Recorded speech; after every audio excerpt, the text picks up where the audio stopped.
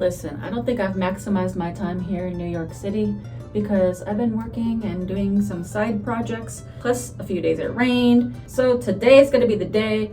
It seems like it's gonna be a good forecast weather-wise, maybe on the hot side. I think I might dip my toe into Times Square. I might have a little subway action, and I don't mean the sandwich, I mean like riding the subway. And we'll see what else. I don't really have a plan, but I'm just gonna go do it. Melting in the flowers now. Sniffing's okay. Hi. Come on, let's go. If you watched my last video about Janie's life-changing cookies, you'll notice that I wandered myself over to Harlem. And it was like a 25-minute walk. And guess what? I'm doing it again today because there's a place I want to try. I've been hearing about this classic New York thing called the chopped cheese. And the place that invented it is Haji's, which is now called the Blue Sky Deli. And they're famous for it. I'm hungry, so let's go get it. Bro, I've located it. A gas station in the city. That gas is not even that expensive. $3.75 to $3.90 per gallon? Bro, in California it's like $5 or $6. Ridiculous. Check this out. This is a pretty cool parking situation. So it looks like it's 1-800-PARK double, and you can roll your car under there. Let's see. And then maybe, I guess, lift that thing up. Oh, look over there. There's one. And then they can park another one under there. That's a nice way to maximize your profits. I don't know if I feel super safe having my car, well, for sure not my van, but cool idea. Looking kind of rough there with the rust, but hey, hopefully there's some regulations going on over here. $16.90. All right, there's plenty of bodegas and delis that sell chopped cheese, but apparently this is the famous original chopped cheese. It's the New York equivalent to a Philly cheesesteak. Let's go in.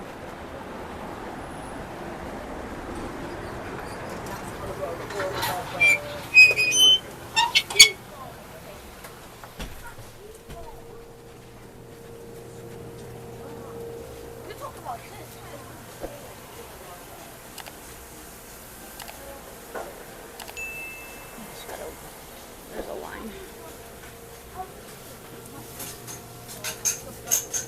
I heard you guys have the original chopped cheese. I think so. So you like to have chopped cheese, okay? Yeah, I've never had it before. Okay. What do we make it? The typical one is chop and cheese, Americans mostly. We cook it with onion. We add mayonnaise, ketchup, lettuce, tomatoes. Some people they choose the cheese that they like. Maybe Jack, provolone, Munster, all those. We have a lot of Swiss cheese, a lot of options. Some people they add jalapeno if they like spicy food. No spicy. Some people they like pickles. So add pickles if you like it tastes a little bit sour. Yeah, I like a little pickle. So chopped cheese, what kind of cheese you want? Okay, American cheese with everything with pickles, okay? Yeah, and can they make the onions extra grilled? Yeah, okay, extra grilled the onion. You want extra onion also? No, Okay. I don't like raw onion. Grill it well. Yeah, well done. Because he will cook it with the the food. That's fine. So okay. Can I have your first name? Allison. Allison? Mm-hmm. Okay, Allison. I wrote it in Arabic. Do you want me to write it for you in Arabic? That's write it for me in English first. Okay. Okay. Allison. Oh, thank you. That's cool.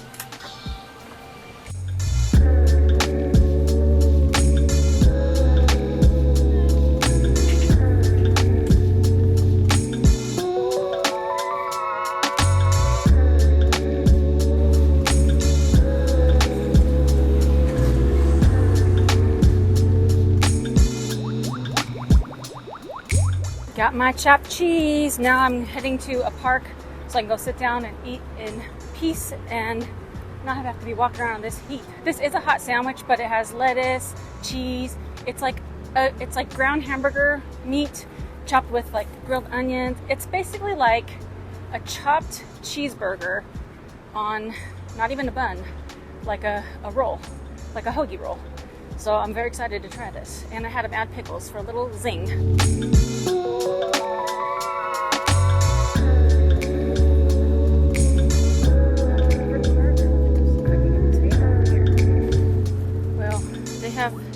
these little tables, but these are for chess, and I don't want to take it away from someone that wants to play.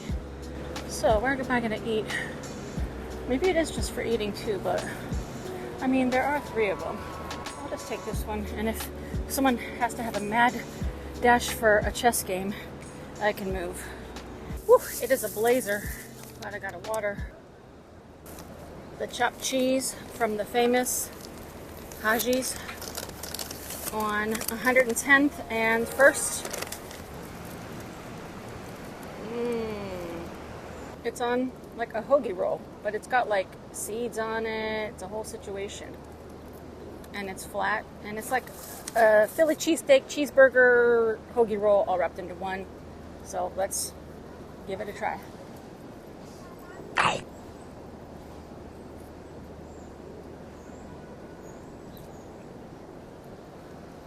Well, that's delicious.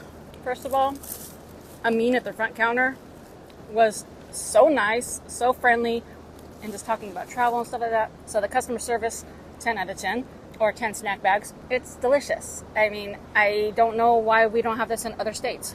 The creaminess of that cheese melted into that ground beef is just delightful. And it's got that little pickle in there that gives it a little bite. This is a hit. This is delicious. And it's huge too. This was invented by one of the cooks there. Basically, they asked him on one of these interviews, how did this invention come about? He's like, basically, I just wanted a cheeseburger type of situation, and there wasn't any bun, so he put it on a roll and flattened it out, and the chopped cheese was born. And I'm glad it was, because it's delicious. I love the taste of those little sesame seeds on the bun. Gives it like a little extra something. I quite like this a lot compared to a hamburger, because the hamburger has like a big fluffy bun, which I do love bread, but this features like the meat and cheese, and I asked them to grill up the onions a little bit extra because I don't like raw onions, and this is perfectly entwined in there. I am absolutely sweating to the most. Like, there's sweat drips down the back, which is not appealing, but I'm gonna eat this, drink my water, chill for a hot second, and then I think I'm gonna try to catch the subway down to Grand Central Terminal, because I've been there before, but I didn't have a lot of time there, and it's kind of a magnificent building, so I'll take it with me, of course.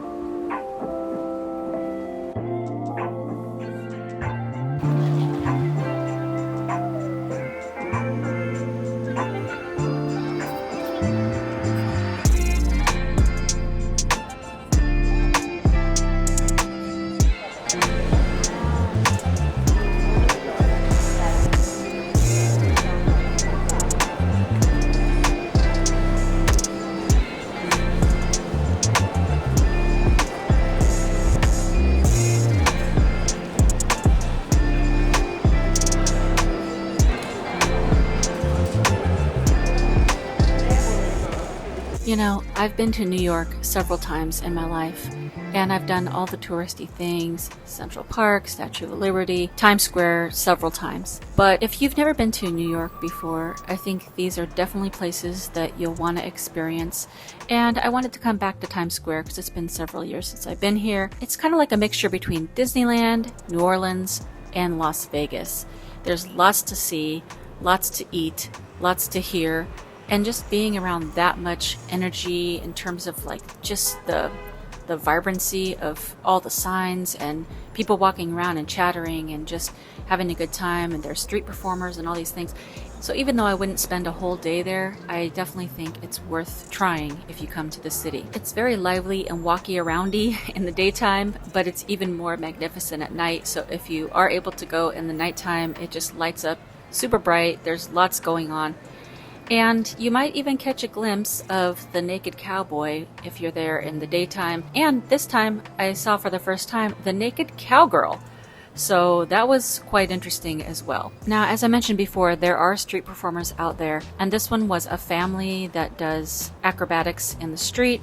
They said they've been doing it for about 10 years, and they asked for a few sexy men from the audience before they started doing their big tricks. So they had a line of men that they pulled out from the audience, and before they started doing their tricks, they were basically doing a shakedown of these men. Like, okay, usually the donations that we receive, our show is worth about $20. So before we do this magnificent jump over everybody, do you have $20? So they individually asked each man to give $20. And if the man was like, oh, my wife has the money, they would go find the woman in the audience and be like, hey, are you going to donate $20? And I could see the faces on some of these women in the audience. They were like, oh, I am pissed. Not that the performers don't deserve donations, and I can definitely empathize as a creator when you do something for basically donations, only that you want to get paid for your time. But hard selling people that you've pulled out of the audience to volunteer, I don't agree with that. I think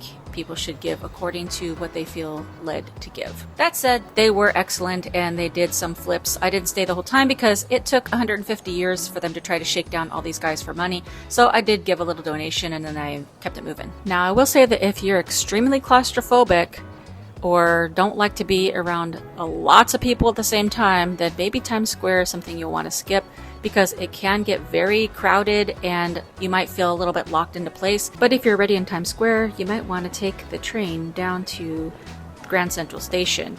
Now, it was an extremely hot day and I was sweating like major. And underground in the subway, it was even hotter. So everybody was just sweating like crazy.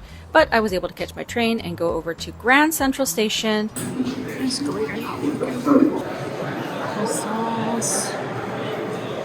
The dining concourse, yes. What's down here? I didn't know this, but they have a food court, or what they call a dining concourse. I was kind of too hot to eat, so I just walked around and then I found a chair and sat down for a few minutes and let my phone charge. And then I walked into the magnificent Grand Central Terminal. It's so beautiful. It's very grand, and there's a lot of buzz going on with all the people walking around from platform to platform. The ceiling is a beautiful work of art, and everything is just really pretty. Now, after that, I still wasn't hungry, but one of my friends said I have to go to John's Pizzeria in Times Square because it's one of the best pizzas, and it's built into an old church building. So I walked down there. So as I was walking towards John's Pizzeria, I saw that there was a theater with lots of people gathered in front, and it's for the Sean Hayes show. Sean Hayes is from the show Will and Grace, and I guess he has his own Broadway situation. I continued to walk down further trying to get to this John's Pizzeria, and then I see another big crowd gathered around, and this time people were taking pictures, and I'm like, ooh, who is it? So I'm just looking, and I'm like, finally see the face from a little bit of a distance of the person. I'm like, I don't know who that is, bro. Like, who is it? And then I was like, oh, that's homeboy from Will and Grace. Not Sean Hayes, but the main guy that played Will, Eric McCormick. He looks more distinguished, like a distinguished gentleman. He doesn't look like the young, spry lawyer type person that he played in the show Will and Grace, but he looks like an older gentleman, and there were so many people trying to take pictures with him, so I just took a quick video of my own and then kept it pushing to John's Pizzeria. I walked into that building and realized that it's a sit-down restaurant, got on my phone and checked, and all the pizzas were like $25, plus they're like full-size pizzas. I was like, first of all, I'm not that hungry. Second of all, I won't be able to eat this whole pizza, and third of all, do I really want to carry a full pizza box on the subway back to where I'm staying? Heck no. So I walked out, looked on my phone, and found another pizzeria just down the street called Famiglia Pizza. New York's favorite pizza, it said. So I went in there. They were super nice. The food looked pretty good. I got the regular Sicilian slice and, of course, the garlic knots. I gave it a try. I'll say that it wasn't the best pizza I ever had. It was just a regular standard slice of pizza. And sometimes I like to just get a regular marinara pizza, like a regular pizza with no toppings, just to see what the quality's like. It was good quality, but I don't think it was like the best that I've ever had, but still not bad. The garlic knots seemed a little more cookie cutter and not as squishy and garlicky and buttery as I'd like, but all in all, the meal was pretty good. I give it 7 snack bags. After that, I was drenched in sweat, full, and ready to go back and relax. So I had to take a subway and a bus and walk until I got back. And then, bro, I took the dogs out right now when I got back, and my legs were itching, and look. What in the world is this? It's like a full-on rash on the back of my leg to the front of my leg, but not higher. And it's on this leg too. What the heck, bro? That's gross. Did I get bit? Like, is this like a subway thing? A bus thing? A heat stroke thing? That's gross. I don't know, man. I'm gonna go take a shower and rinse off and put something on it. Crazy. So I'm pretty sure that was just a heat rash because it's a few days later when I'm recording this voiceover and it's already starting to go away. So hopefully my next New York adventure won't end in a rash. So until next time, bye for now.